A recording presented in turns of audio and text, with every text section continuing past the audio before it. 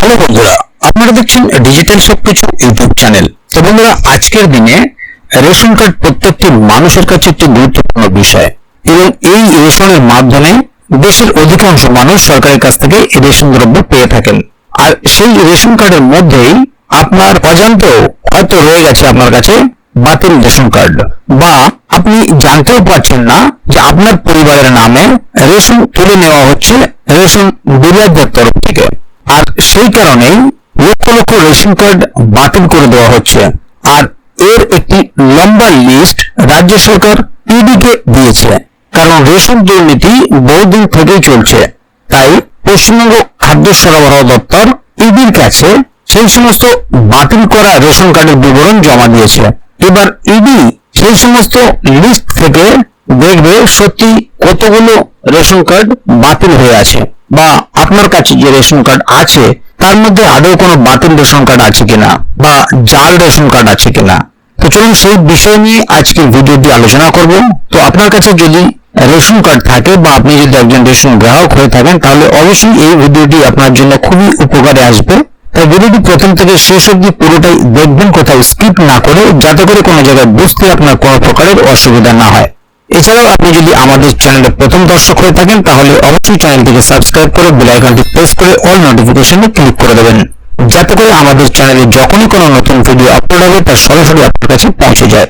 তো চলুন দেখে নেওয়া যাক এখানে বিষয়টি ঠিক কি বলা হচ্ছে।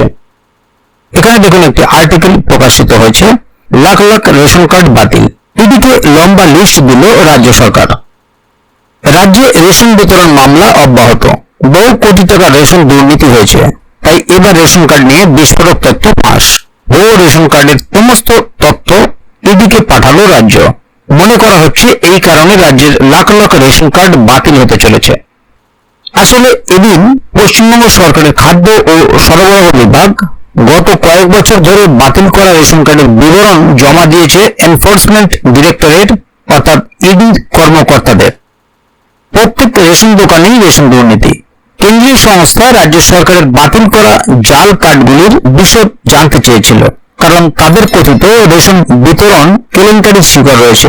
ইডি নিশ্চিত করতে চায় যে এই নিষ্ক্রিয় কার্ডগুলির অধীনে খাদ্যশস্য বরাদ্দ করা হয়েছে কিনা।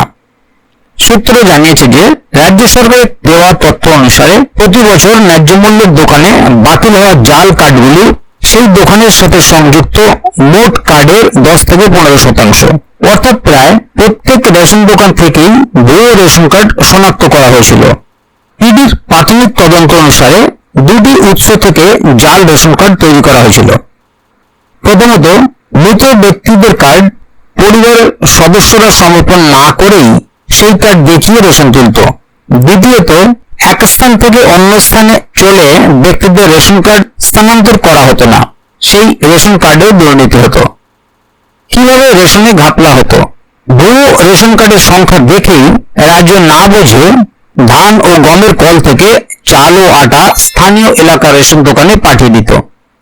স্বাভাবিকভাবেই অতিরিক্ত পরিমাণ চাল ও আটা মিল থেকে বেরিয়ে ফিরে আসতো মিলগুলিতে। এবার সহজেই নতুন আটার সঙ্গে নিম্নমানের আটা মিশিয়ে ফের সেগুলো আসতো রেশন দোকানে। মূলত যারা এক স্থান ছেড়ে অন্য স্থানে চলে যেতেন তাদের কার্ড ট্রান্সফার না করিয়ে এইভাবেই রমরমিয়ে চলত রেশন দুর্নীতি। এইসব কাণ্ড কারখানা দেখে কয়েক মাস আগে ইডি রাজ্য সরকারকে 2012 সালের পর থেকে রাজ্যের কাছ থেকে ভুয়ো রেশন কার্ডের সন্ধান চেয়েছিল। কত রেশন কার্ড বাতিল করা হয়েছিল তা জানতে চেয়েছিল ইডি। এবার উত্তর দিল রাজ্য সরকার। এবার ইডিকে দেওয়া রাজ্যের এই চার্জশিট কতটা তদন্তে সাহায্য করবে এটাই দেখার। তাহলে বন্ধুরা বুঝতেই পারলেন এখানে বিষয়টি ঠিক কি বলা হলো, কারণ ইডির কাছে এই তথ্য দেওয়া হয়েছে। এরপর ইডি তদন্ত করে জানবে এর মধ্যে কতটা সঠিক বা কতটা বেঠিক। তাই এ বিষয়ে আগামী দিনে আরো নতুন কোনো আপডেট আসলে তা যাতে সরাসরি আপনার কাছে পৌঁছে যায়, সে কারণে অবশ্যই চ্যানেলটিকে সাবস্ক্রাইব করে চ্যানেলের সঙ্গে থাকবেন। ভিডিওটি ভালো লাগলে অবশ্যই একটি লাইক দেবেন এবং বন্ধুদের জানার সুবিধার্থে ভিডিওটিকে শেয়ার করবেন, যাতে তারাও বিষয়টি সম্বন্ধে জানতে পারেন। তো বন্ধুরা, আজকের গুরুত্বপূর্ণ ভিডিও আপডেটটি এখানেই শেষ করছি। ভিডিওটি শেষ পর্যন্ত দেখার জন্য অসংখ্য ধন্যবাদ। আবার দেখা হবে আগামী ভিডিওতে।